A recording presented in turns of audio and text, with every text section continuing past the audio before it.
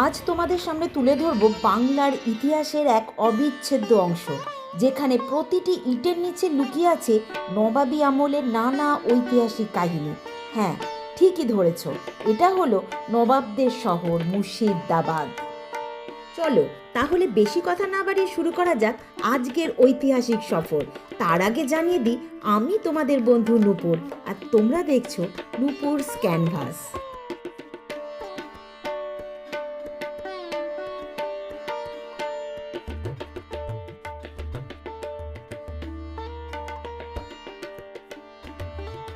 কলকাতা বা শিয়ালদা স্টেশন থেকে হাজারদুয়ারি এক্সপ্রেস বা লালগোলা প্যাসেঞ্জারে চড়ে 4 থেকে 5 ঘন্টায় মুর্শিদাবাদ পৌঁছানো যায়। আবার ধর্মতলা, করুণাময়ী, বাবুতলা থেকে বাস ধরেও তোমরা মুর্শিদাবাদ আসতে পারো। দূরত্ব প্রায় 200 কিলোমিটার, সময় লাগে 5 থেকে 6 ঘন্টা। মুর্শিদাবাদ ঘোরার সেরা উপায় হলো একটি টোটো রিজার্ভ করে নেওয়া।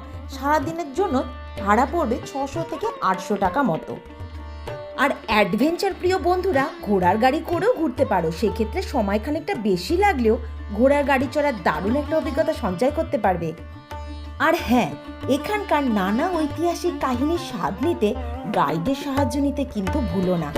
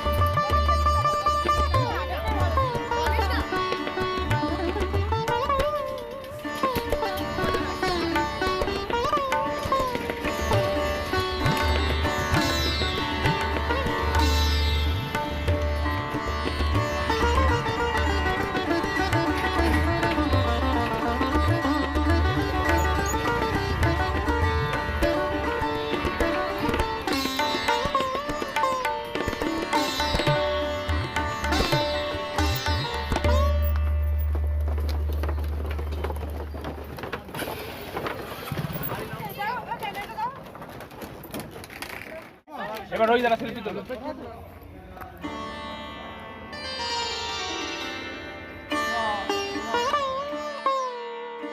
এখন আমরা দেখছি মুর্শিদাবাদ স্টেশন থেকে প্রায় 3 কিলোমিটার দূরে অবস্থিত কাটরা মসজিদ।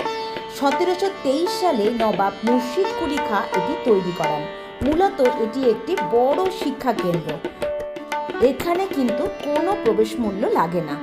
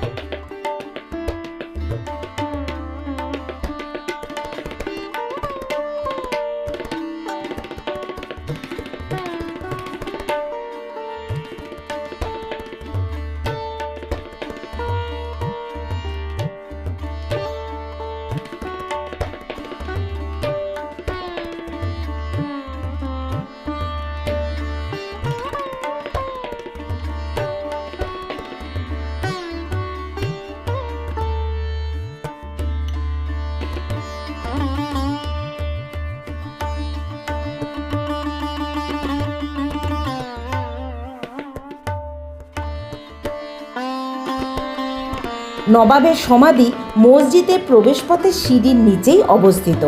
এটি খোলা থাকে সকাল 8টা থেকে সন্ধ্যে 6টা পর্যন্ত।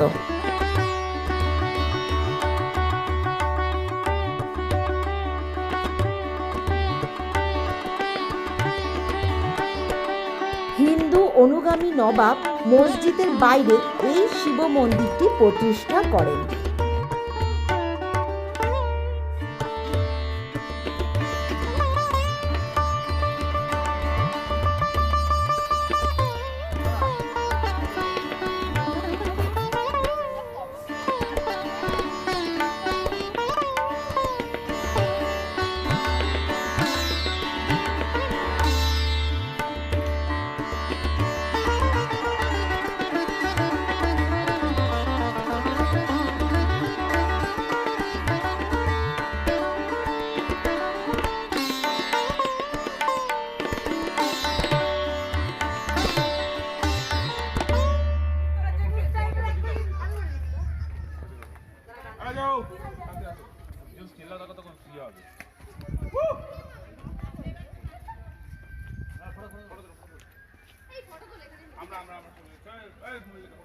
ছেলেদের তুলো সান্দা আরে এটা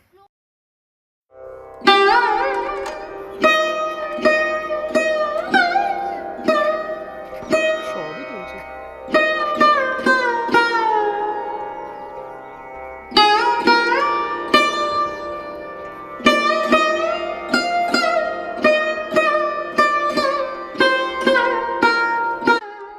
এটা নাসিরপুর আখড়া বা মিউজিয়াম। এখানে রয়েছে সোনার রথ, নবাবী অ্যাম্বাসেডর, রথযাত্রা, দেবদেবীদের মূর্তি, বিভিন্ন ব্যবহৃত বাসনকোসন।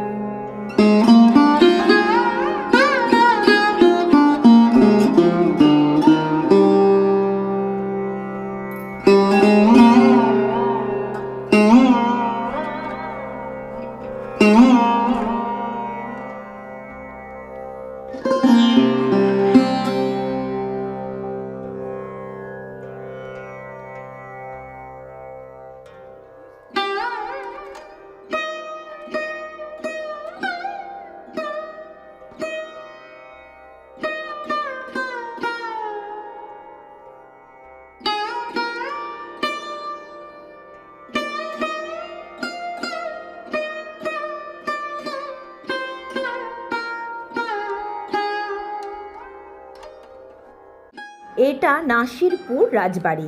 রাজা কীর্তিচন্দ্র বাহাদুর এটি নির্মাণ করেছিলেন। একে মিনি হাজারদুয়ারিও বলা হয়। দেবী সিংহের আদালত এখানেই চলতো। সকাল 9টা থেকে সন্ধে 5টা পর্যন্ত খোলা থাকে। প্রবেশ মূল্য পার হেড মাত্র 10 টাকা। কাঠগোলার একেবারে কাছেই এই জগৎ শেঠের বাড়ি। ইনি ছিলেন সেই সময়ের বিশ্বের অন্যতম ধনী ব্যাংকার। এখানে একটি মিউজিয়াম আছে যেখানে নানা মুদ্রা ও পুরনো ব্যবহৃত বাসনপত্রও রাখা রয়েছে। প্রবেশ মূল্য মাথাপিছু 15 টাকা মাত্র। এটা হলো কাঠগোলা বাগান ও রাজবাড়ি। বিখ্যাত জৈন ব্যবসায়ী লক্ষ্মীপদ সিং দুর্গের বাগান বাড়ি। আদিনাথ মন্দিরের মার্বেলের কাজ, নবাবী আমলের শিল্পকলার অপূর্ব নিদর্শন এখানে দেখা যায়। খোলা থাকে সকাল 9টা থেকে সন্ধে 6টা অবধি। প্রবেশ মূল্য মাথা পিছু 30 টাকা মাত্র।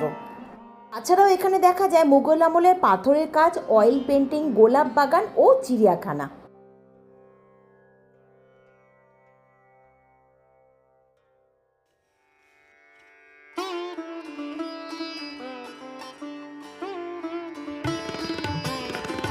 নবাবদের সাথে জগৎ শেঠের যোগাযোগের জন্য এই সুড়ঙ্গ পথ তৈরি করা হয়েছিল।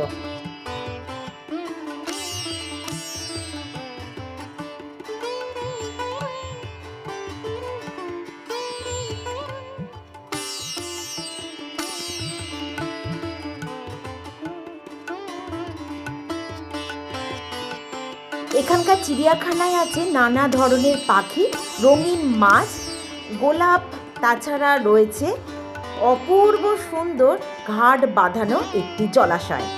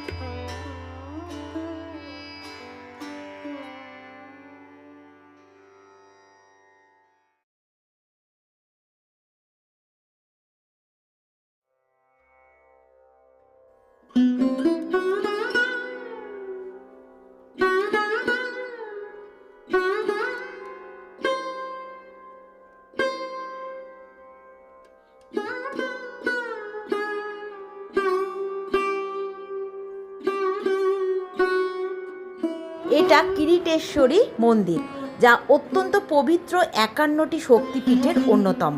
ডাহাপাড়া ধাম রেলওয়ে স্টেশনের কাছে এটা অবস্থিত। কথিত আছে এখানে দেবী সতীর মুকুট বা কিরিট পড়েছিল, তাই এর নাম কিরিটেশ্বরী বা মুকুটেশ্বরী।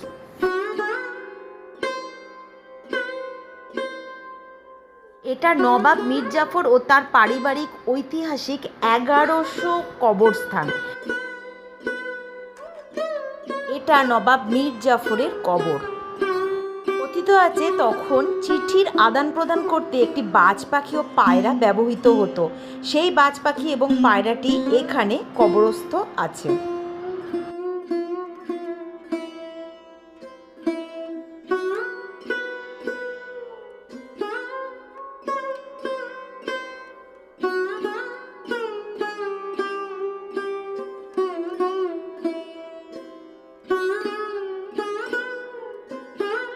এটা হলো আলীবর্দী খাঁ এবং সিরাজউদ্দৌলার স্ত্রী এবং কন্যাদের কবরস্থান।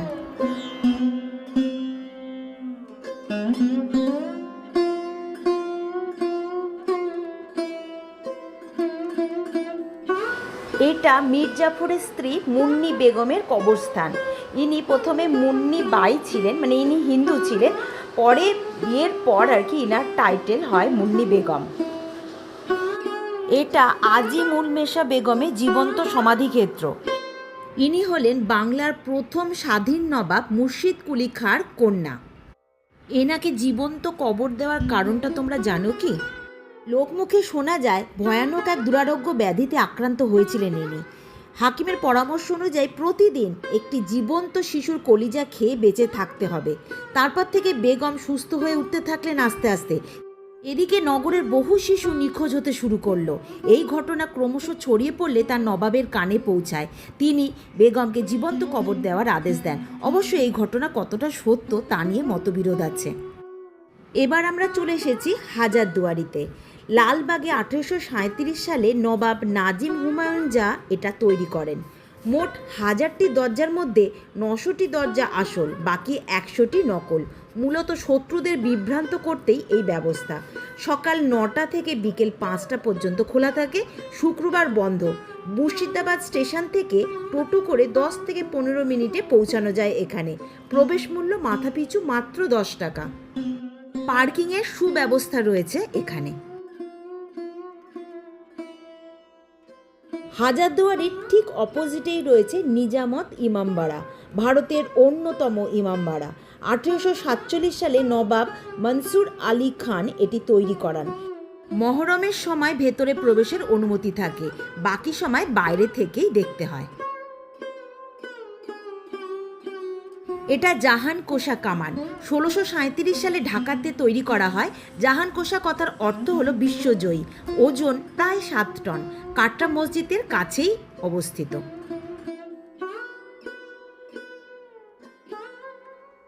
এটা ক্লক টাওয়ার। সকাল 10টা থেকে বিকেল 5টা পর্যন্ত খোলা, শুক্রবার বন্ধ। প্রবেশ মূল্য 5 টাকা। এটা হলো নিমা খারাম দৌড়ি বা বেইমানের দরজা, মীর জাফরের বংশধরদের বসত বাড়ি। নবাব আলীবর্দী খাঁ জামাতা নওয়াজের মোহাম্মদ খাঁ তৈরি করেছিলেন এই মতিঝিল পার্ক, যা ঘসেটি বেগমের ঐতিহাসিক সাক্ষ্য বহন করে চলেছে। তিনি ঘসেটি বেগমের প্রাসাদ দখল করে বেগমকে নিয়ে এলেন মুর্শিদাবাদ আর অবরোধ করলেন কাশিম বাজার। বদল হুজুর, ইংরেজ কাশিম বাজারের চুক্তি মাথায় ব্লডি সো বেকার অ্যাজ ইউ সে স্যার।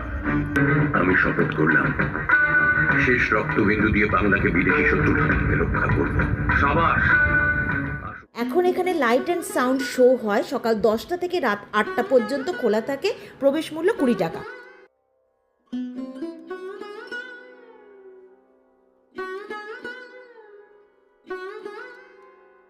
এই স্থান পলাশী যুদ্ধের সাক্ষ্য বহন করে। এখানে যুদ্ধরত কিছু মূর্তি দেখতে পাবে তোমরা।